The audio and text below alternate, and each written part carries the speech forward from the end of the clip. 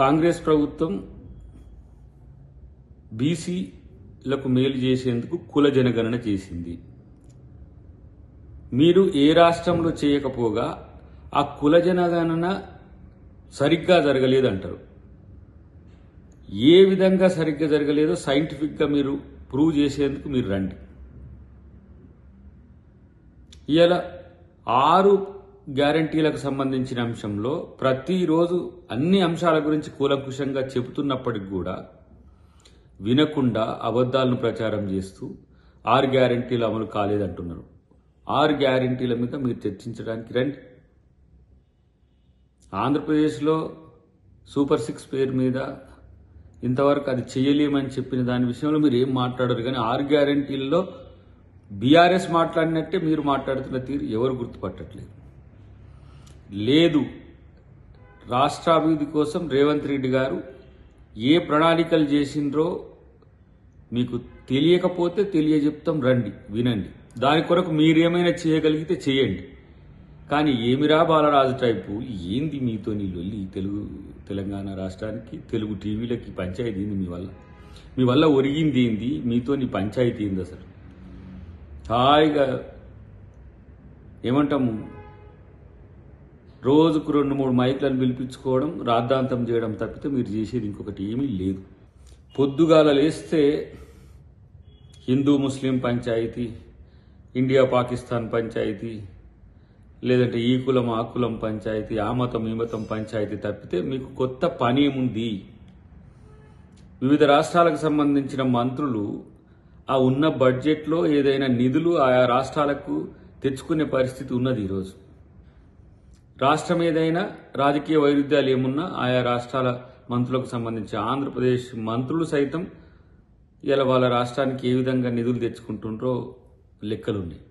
కానీ మీ దగ్గర ఈ రాష్ట్రానికి తెచ్చిన ప్రాజెక్టులు ఏంది, ఈ రాష్ట్రానికి తెచ్చిన నిధులు ఏంది అనే దాని దగ్గర చెప్పుకోవడానికి మాత్రమే కొన్ని అంశాలు ముందు పెట్టుకొని ఉన్నారు తప్పితే ఒక రిమార్కబుల్ చేంజ్ ఇన్నిసార్లు అయినా మీ దగ్గర ఏముంది?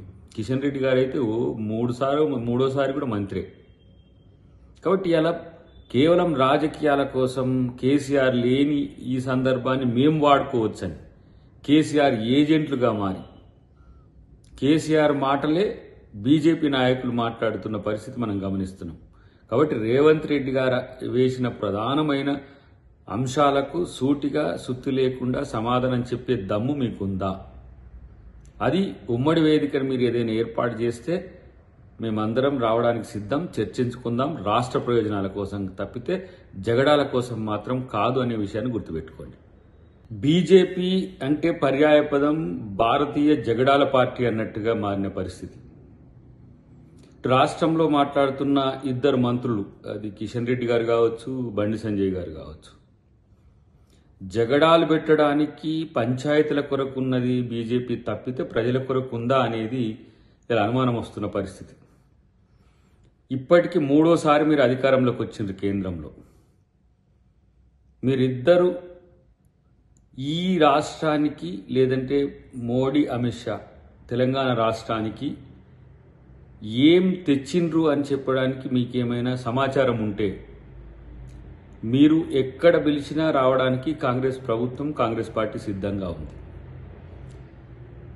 మతాల పేరు మీద, కులాల పేరు మీద చిచ్చు పెడుతూ నిరంతరం జగడాలను పెంచుతూ రాజకీయాలను పెంచుకునే పరిస్థితి తప్పితే మీకు ఇంకొకటి తెలిసిన పరిస్థితి ఉందా?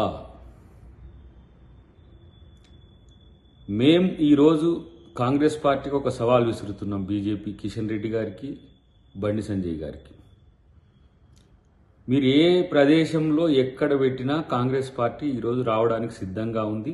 మీరు అభివృద్ధి కోసం, సంక్షేమం కొరకు ఈ రాష్ట్రానికి తెచ్చిన ప్రాజెక్టులేంది, నిధులేంది, తెలంగాణ రాష్ట్రం ఇచ్చిందేంది అని చర్చించడానికి సిద్ధమా?